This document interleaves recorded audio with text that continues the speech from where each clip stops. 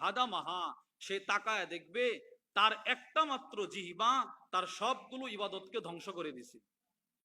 এর বিপরীত আল্লামা ইবনুল কাইয়িম আল জাওজিয়্যা রাহিমাহুল্লাহ লিখেন, ওয়া ইন্নাল আবদ লা ইয়াতি ইয়াউমাল কিয়ামা, আবার কিছু মানুষ হাসরের ময়দানে পাহাড় সমপরিমাণ গুনাহ নিয়ে দাঁড়াবে।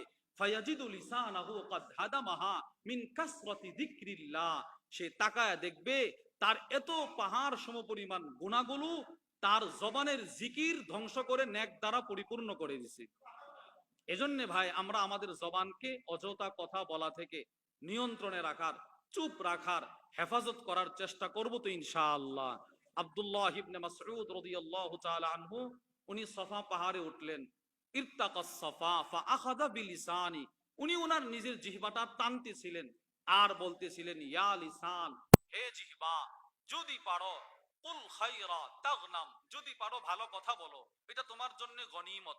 ওয়াসকুত আন শাররিন তাসলাম, খারাপ কথা বলা থেকে চুপ থাকো, এটা তোমার জন্য সালামত।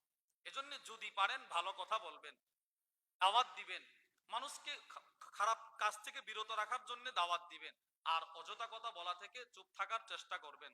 আল্লাহ আমাকে আপনাকে সকলকে অযথা কথা বলা থেকে, চুপ থেকে কবরের পাথেও অর্জন করার তৌফিক দান করুন। আমি যদি অযথা কথা বলা থেকে চুপ থাকি তো জবানকে ব্যবহার করব কি দিয়ে? জবানকে ব্যবহার করবেন এই সমস্ত কিতাব দিয়ে। এই কিতাবের মধ্যে আছে আপনি জিকিরের কি ফজিলত, জবান দ্বারা জিকির করার কি ফজিলত, কলব দ্বারা জিকির করার কি ফজিলত। আল্লামা ইবনুল কাইয়িম আল জাওজিয়্যা রাহিমাহুল্লাহর এই কিতাব আল ওয়াবিলুস সাইয়্যিব ওয়া রাফিউল কালিমিত তাইয়্যিব, এই কিতাবের মধ্যে জবানকে আপনি কিভাবে ব্যবহার করবেন সে বিষয়ে সুবিস্তারিত আলোচনা আছে, যেটি আমাদের শায়েখের নির্দেশে বাংলা অনুবাদ করা হয়েছে শুধুই মাত্র আম জনসাধারণ সহজে বোঝার জন্য। আল্লাহ আমাদের সকলকে জবানকে জিকিরের মাধ্যমে তরতাজা রাখার তৌফিক দান করুন। ওমা আলাইনা ইল্লাল বালাগ।